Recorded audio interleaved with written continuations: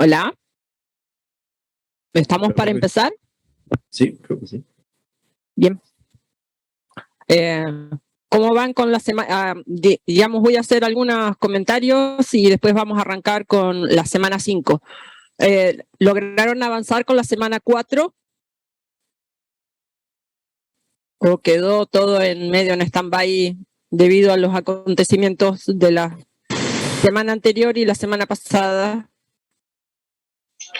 Y buenas tardes. En mi Buenas caso, tardes. yo justo soy del módulo de la práctica del viernes y justo era feriado, así que no la tuvimos. Pude hacer el cuestionario, entender algo, pero bueno, por ahí estaría bueno, no sé, que esta semana también se vea en la práctica algo y eso. ¿Les resultaría conveniente que dejáramos la semana 4 todavía activa esta semana? O sea, semana 4 y semana 5 activa esta semana, como para que los que no pudieron ponerse al día puedan hacerlo. Yo creo que sí, para la mayoría sí, por lo menos por esta semana y bueno, ya después calculo que en esta semana nos iremos poniendo al día con la 4 y con la 5 y eso. Bien. Así hoy al terminar la clase ya dejamos activas la semana 4 y semana 5 por esta semana como para evitar inconvenientes y vamos a tratar de mantenernos al día, sobre todo para que no se junten demasiadas cosas y no resultar ustedes perjudicados, ¿sí? Esta semana vamos a seguir virtuales. Y bueno, iremos comunicando novedades vía la PEDCO. Así que otro comentario es, hoy estamos en una sala que tiene tiempo limitado, así que si se llega a cortar la transmisión, volvemos a entrar, ¿sí? La otra cuestión es, aquellos que tengan dudas o hayan avanzado y quieran hacer consultas particulares de algo que no haya quedado en claro, mañana hay consultas presenciales en la oficina del área. Bien, básicamente lo que vamos a estar tratando de hacer en las clases, que es lo que he tratado de hacer en las clases pasadas y en las próximas, es tratar sobre el material que está puesto en la PEDCO, ver algunas cuestiones particulares o puntuales como un extra respecto de las clases en función de consultas o inquietudes que ustedes vayan planteando, ¿ok? Básicamente vamos a tratar de ver de qué se trata todo esto que viene a continuación, que como están viendo ahí en las pantallas, vamos a estar entrando en esta semana 5 a lo que es conocido como el método de los elementos finitos. Perdón. Que tiene como base lo que venimos viendo del método de residuos ponderados. Uno puede pensar a este método, el método de elementos finitos, como un caso particular del método de residuos ponderados, donde la particularidad es básicamente la forma en que se definen las funciones n, ¿sí? Las funciones de aproximación o prueba, o interpolación también, si uno lo piensa como una interpolación paramétrica. Entonces, todo eso es lo que junto hace al método de elementos finitos, que tiene aplicaciones a todas las carreras de ingeniería y además a otros ámbitos que exceden a las facultades de ingeniería y a las carreras de ingeniería como economía, y etcétera, etcétera. O sea, todo ámbito donde haya ecuación diferencial y condiciones de contorno para esas ecuaciones diferenciales puede ser aplicada esta metodología.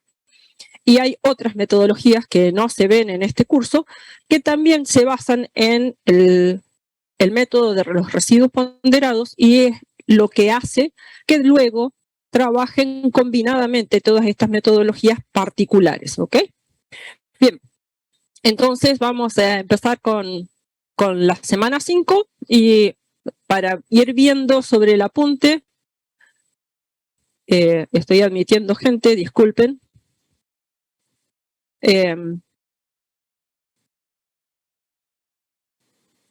Básicamente lo que se trata es, lo que tiene de particular o específico, ¿sí? Elementos finitos es como vimos en la última semana, que podíamos definir funciones de forma por tramos, ¿sí? Y bastante simples, uno podía observar que repetía los cálculos en cada subdominio o elemento, y esto llevó a pensar en que uno podía trabajar en un ámbito local del elemento, que es lo que está a la derecha de estos dibujitos, ¿sí?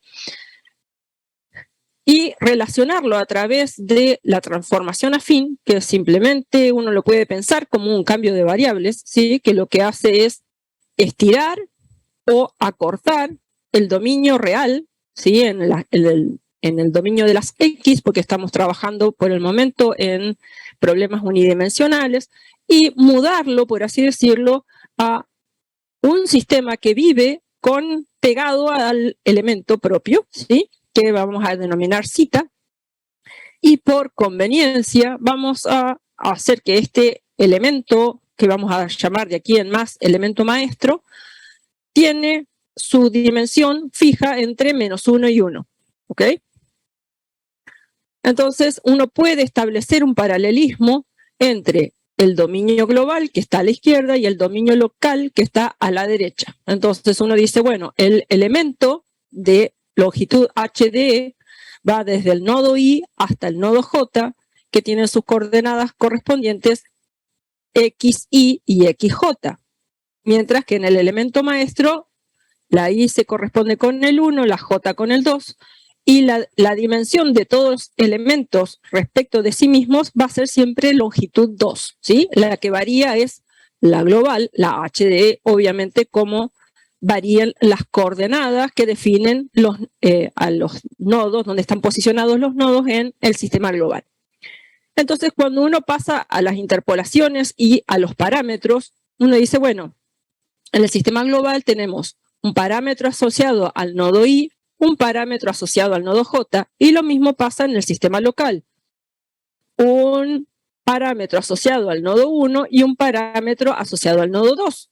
Y las funciones de interpolación, globales por tramos, si uno los quiere pensar, o simplemente en el dominio particular, uno puede decir, bueno, esta es el pedacito, sí, que habíamos visto cuando definimos las funciones lineales por tramos, el pedacito que corresponde a este elemento E de la función del nodo de la izquierda, y esta otra que corresponde al pedacito, ¿sí? Del nodo, la función asociada, perdón, al nodo de la derecha. Entonces, siempre vamos a ver como esta especie de X, ¿sí? Tanto a la derecha como a la izquierda, ¿sí? Esas cuestiones uno las puede definir en ambos casos, y esta transformación, insisto, es la que ajusta el elemento maestro al elemento global.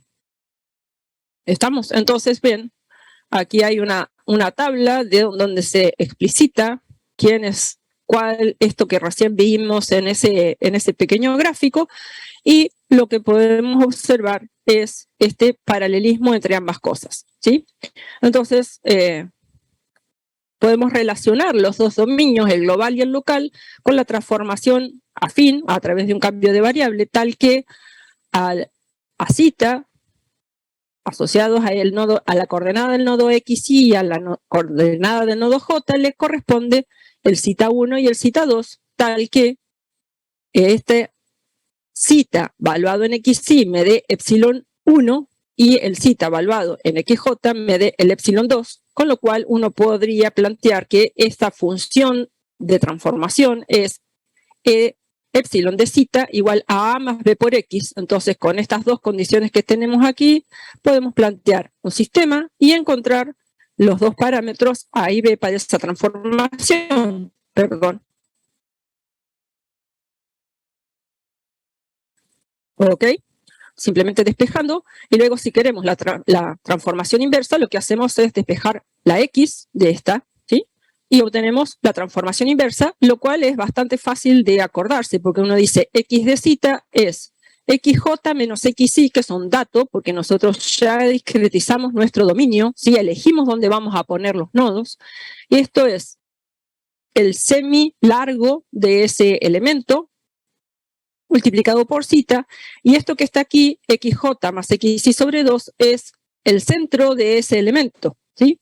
Con lo cual es bastante sencillo de acordarse y no hay mayores problemas. Y lo que podemos, eso también nos sirve para expresar los trocitos, ¿sí?, de esas funciones globales por tramos que habíamos visto la vez pasada y definirlas ahora teniendo en cuenta la longitud del elemento y si uno reemplaza a la x por lo que equivale, uno puede expresar simplemente las dos funciones siempre en los elementos maestros, en todos los elementos maestros de dos nodos lineales en un problema unidimensional, siempre van a ser estas dos ecuaciones. Entonces, no hay mayores inconvenientes, ¿ok? Además, la otra forma de poder ver esta transformación afín es utilizar estas dos funciones que están aquí y las coordenadas globales de los nodos xy y xj para expresar la transformación afín. Vamos a obtener exactamente la misma expresión y esto uno lo podría interpretar como que estamos parametrizando la geometría de nuestro dominio, ¿sí? Y es algo bastante útil, sobre todo cuando pasemos a más dimensiones, ¿sí? En este caso, en el caso de la materia, vamos a pasar a problemas bidimensionales y con eso ya estaríamos más que cubiertos para todas las aplicaciones que se hacen en las carreras. Ya el paso a problemas tridimensionales, que uno dice, bueno, la realidad es tridimensional, ya no aporta mayores elementos a esta metodología, ¿sí? A esta forma de expresar el x en función de zeta, uno lo puede encontrar en la bibliografía denominado como mapeamiento de la geometría. Pero básicamente, insisto, puede uno pensarlo como que uno está parametrizando también la geometría del dominio. ¿Ok? Bien, aquí algún recordatorio de lo que ya vieron en métodos 1, ¿sí?, con los polinomios de Lagrange. En este caso particular, lo único que hice fue escribir la forma particular de expresar los polinomios de Lagrange en el elemento maestro, donde esta f de xy tiene, en este caso particular, para ser utilizada como función de interpolación en elementos finitos, valor 1, ¿sí?, que es lo que uno está pidiendo, ¿sí?, que las funciones cumplan con este requisito, que valgan 1 en el nodo en la que están asociadas y 0 en los restantes nodos. Entonces, simplemente los dos polinomios de Lagrange se pueden obtener, ¿sí?, y tener este valor de f de xy que veíamos en métodos 1, simplemente con un valor 1, ¿sí? Y recordar que estos polinomios tienen un orden del error de truncamiento de OA a la HM más 1. Si M vale 1, esto es lo que uno tendría como en el caso de las lineales, tendría un orden de aproximación cuadrático. Bien. Luego, aquí un comentario importante respecto de lo que es la completitud para los polinomios de Lagrange. Si se acuerdan, uno puede pensar a los polinomios de Lagrange como que uno escribía un polinomio, por ejemplo, de primer orden como el valor de f de x a la izquierda por el polinomio asociado a un polinomio asociado de Lagrange a ese nodo de la izquierda o punto de la izquierda, y lo mismo más el valor de la función en el punto de la derecha por el polinomio asociado al punto de la derecha, con lo cual es otra manera de ver una interpolación de tipo paramétrica. Si uno quiere pensarlo, podría pensarlo tranquilamente. Ahora bien, la condición de completitud, ¿sí?, para los polinomios de Lagrange viene de que es una familia de funciones que uno necesita construir para aproximar a lo que está buscando, ¿ok? Esta condición dice que la función que va a aproximar debe tener la posibilidad, o sea, la función con la cual vamos a aproximar, perdón, tiene que tener la posibilidad de representar cualquier variación de la función que estamos buscando. Entonces, esa posibilidad que tenga este conjunto de funciones o esta interpolación paramétrica que se está armando es de lo más importante. Entonces uno puede decir, bueno, voy a tener un coeficiente elevado a la x a la 0, o sea, un término constante, un término cuadrático, etcétera, etcétera. Ahora bien, si uno omite uno de ellos, el error de truncamiento va a estar asociado al primero que uno va a omitir, ¿sí? Entonces, lo más grave que puede sucedernos es que si no tenemos un término constante en nuestra interpolación, puede que la solución no converja absolutamente para nada, ¿ok? Entonces eso hace que, bueno, sea importante trabajar con polinomios completos, ¿sí? Para armar nuestra interpolación paramétrica, para obtener con la menor cantidad de cálculo posible la mejor aproximación posible, ¿sí? Algo que ya estuvieron viendo, que aquí está de recordatorio, la integración por partes y el teorema de Green, ¿sí? El cambio de variables, esto es simplemente a cuestión de recordatorio. Y ahora vamos a necesitar también recurrir a la regla de la cadena, ¿sí? Porque ahora vamos a tener a x de zeta, a esta función de transformación o cambio de variables, como quieran pensarlo, y lo que nos va a estar generando es la matriz jacobiana, ¿sí? Para un caso unidimensional es una matriz de 1 por 1. Uno dice, bueno, eso no es una matriz, sí, es una matriz de 1 por 1, ¿ok? Bien, entonces todos estos cálculos, uno dice, bueno, a ver, ¿qué hacíamos con residuos ponderados? Lo que hacíamos era plantear esto que está aquí, el residuo en el dominio más el residuo en el contorno y eso igualarlo a 0. Y entonces aquí tenemos la contribución de la ecuación de gobierno o la ecuación diferencial que estamos tratando de resolver, definida en un cierto dominio, y las condiciones de contorno, ¿sí? Que tenemos aquí, que están definidas en el contorno de este dominio omega, ¿ok?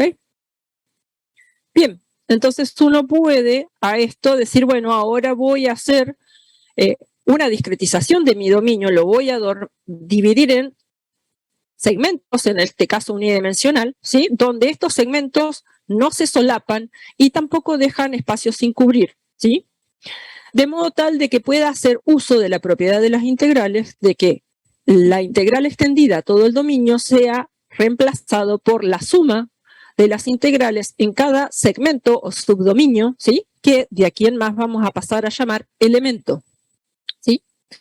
Y la segunda ecuación es la que hay que tener cuidado, ¿sí? Que es la que proviene de las condiciones de contorno. Como ya vieron en la semana anterior, cuando uno discretiza el dominio, no todos los elementos, ¿sí? Van a tener, porque la discretización va a seguir siendo eso, dividir nuestro dominio en trocitos, ¿sí? Si uno piensa en un dominio unidimensional, supónganse de que tenemos una longitud L cualquiera, vamos a tener como contornos el punto inicial de ese segmento de longitud L y el punto final de ese segmento de longitud L. Y adentro podemos poner 2, 10, 50 subdominios o elementos. ¿Está? Pero solamente 2 de esos elementos van a tener uno de sus extremos o perímetros, ¿sí? Porque cuando pasemos a las 2 dimensiones vamos a tener un perímetro que van a coincidir con el perímetro de nuestro dominio, ¿ok? Entonces, la segunda de estas integrales, que vamos a hacer lo mismo, vamos a reemplazarlo por la sumatoria en el contorno, ¿sí? No siempre vamos a tener en los elementos que no tienen uno de sus extremos, en este caso, en el extremo del dominio, esto no va a tener ningún sentido, no vamos a tener nada para plantear de este ámbito, solo nos va a quedar en los elementos, vamos a llamarle internos, ¿sí? La primera integral, pero la segunda no tiene, ¿sí? No hay para un elemento interno, no tiene ninguno de sus extremos en los contornos del dominio general. Entonces, este residuo, ¿sí?, solo va a aparecer en algunos elementos, no en todos. Entonces, lo que vamos a decir es que uno va a tener para la matriz K, ¿sí?, la misma que estábamos resolviendo y encontrando en residuos ponderados, vamos a tener una contribución que proviene de la ecuación diferencial y una parte que va a contribuir las condiciones de contorno que tienen en ambos casos. Si ustedes pueden observar, aquí faltó reemplazar a la phi sombrero por esto que estamos poniendo aquí, la NMDE, que es la interpolación paramétrica. ¿Sí? Aquí hay parámetros asociados, aquí también hay parámetros asociados. Tengo que hacer una pequeña corrección para que quede más en claro.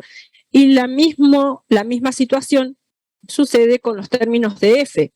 En F va a haber una parte que va a provenir de la fuente, que está en la ecuación diferencial, y otra parte de las condiciones de tipo Dirichlet, ¿sí?, en este caso, que no tienen parámetro asociado.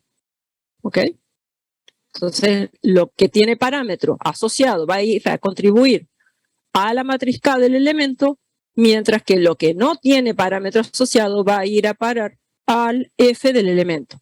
¿Estamos?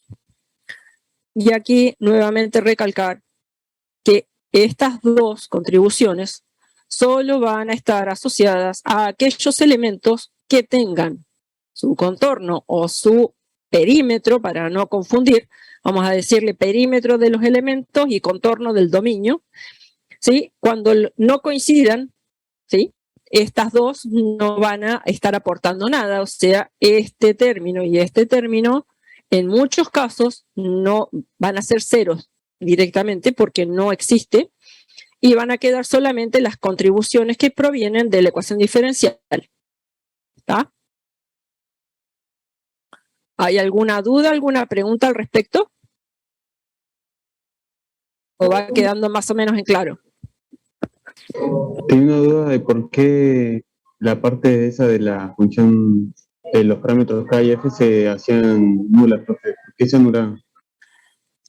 Porque el elemento no tiene, digamos, a ver, vamos de vuelta. Vamos a calcular una matriz a nivel del elemento de subdominio, ¿ok? Entonces, si uno observa la expresión general del residuo, que es la que veníamos trabajando en residuos ponderados hasta ahora, ¿sí?, uno ha discretizado o dividido ese dominio en subdominios o elementos.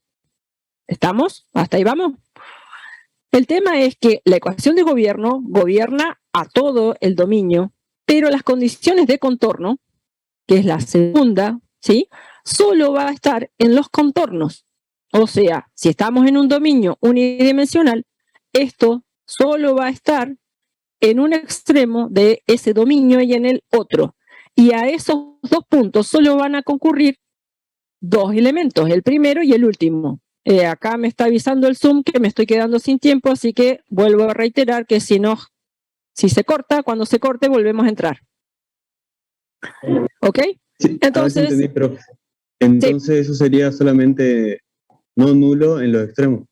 En los extremos, sí, donde, a ver, va a estar asociado, porque aquí aparece el tema de que voy a estar reemplazando, ¿sí?, el dominio completo por una suma de subdominios o elementos.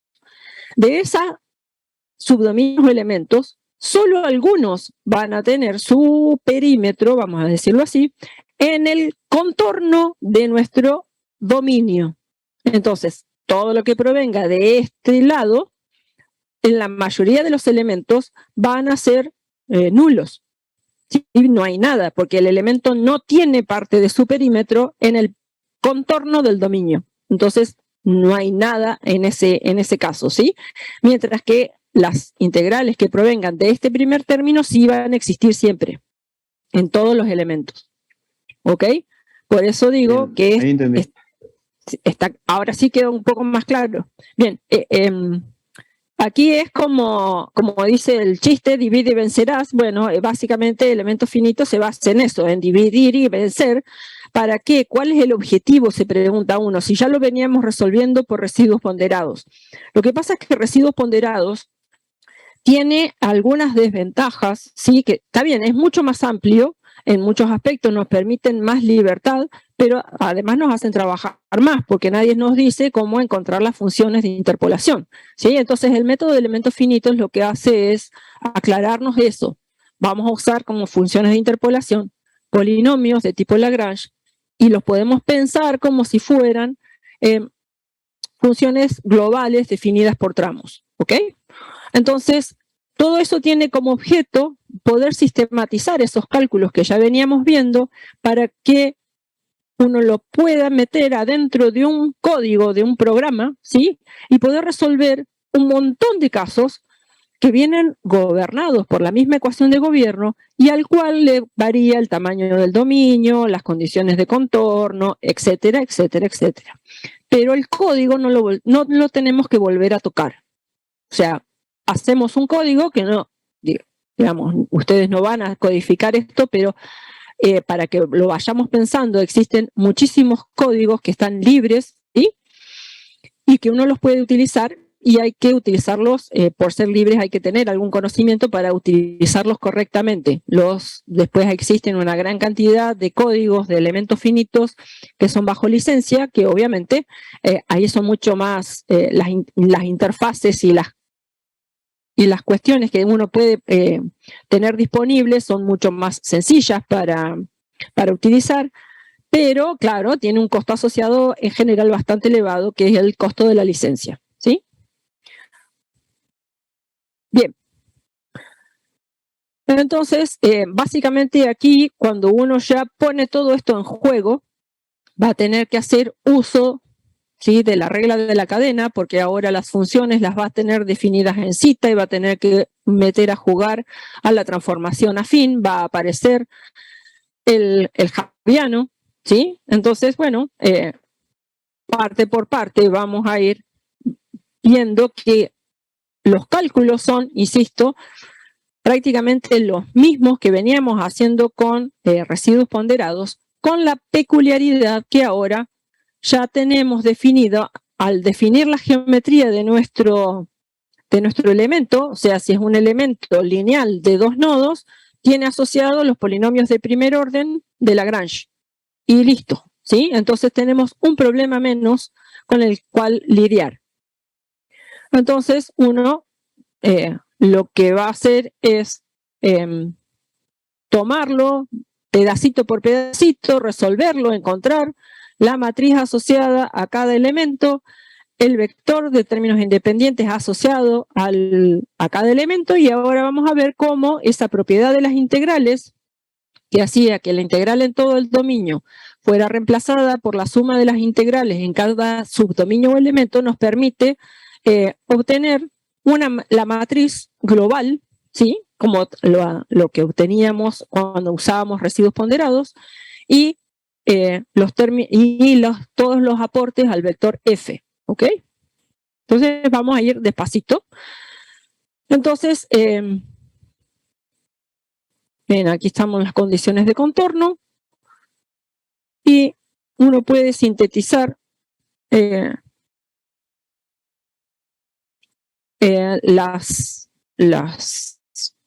vector de términos independientes es, insisto, prácticamente lo mismo.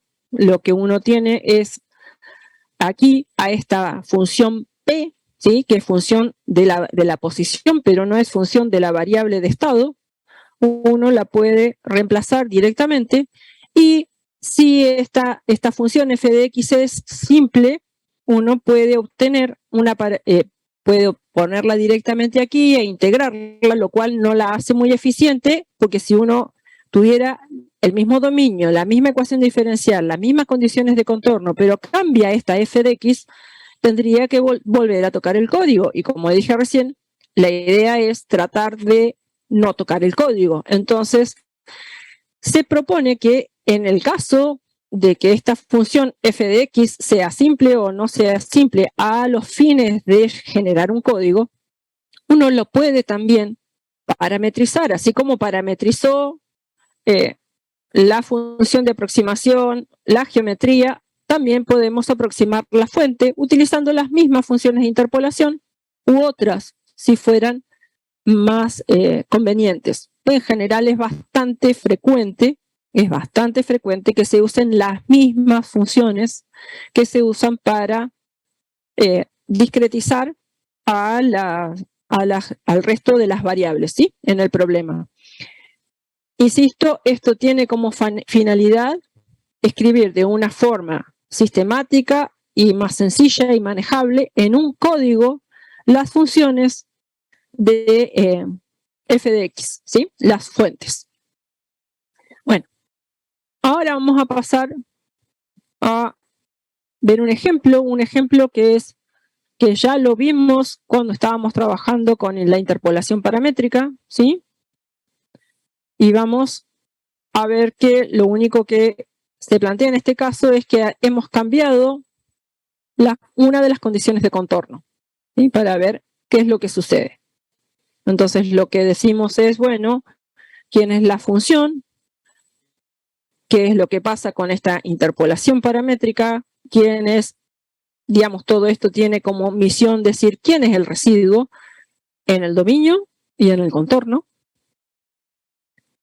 Reemplazar en la expresión general del residuo, el residuo en el dominio y el residuo en el contorno. Como estamos en un problema unidimensional, el contorno son simplemente estas dos valuaciones, una en x igual a 0 y la otra en el otro extremo, que es x igual a 1. ¿Ok?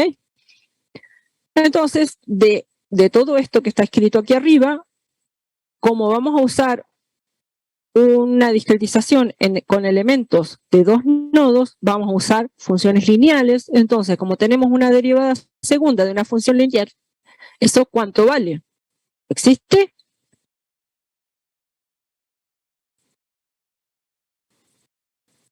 La función de una lineal segunda existe, pero es 0. Entonces no nos sirve. Entonces, lo que se procede a hacer para obtener algo que sea válido es integrar este primer término, hago distributiva y lo integro por partes para encontrar la forma débil del problema, ¿sí? Y entonces que estas funciones lineales sean útiles y me permitan aproximar adecuadamente a la solución de la ecuación diferencial. ¿Ok? Entonces lo que hago es reemplazar este primer término por lo que está aquí encerrado en las llaves, ¿sí? Y lo único que hago es aquí abajo poner los otros dos términos que provienen de la ecuación diferencial más los dos términos que provienen de las condiciones de contorno, donde también se ha hecho una distributiva. ¿Ok? Entonces, aquí aparecen, ¿sí?, que en x igual a 1 aparece este término que proviene de la integración por partes, y aquí tengo otro término que, si se fijan, son muy parecidos, nada más que aquí hay una WL y aquí hay una WL barra, ¿sí? Entonces, si en x igual a 1 elijo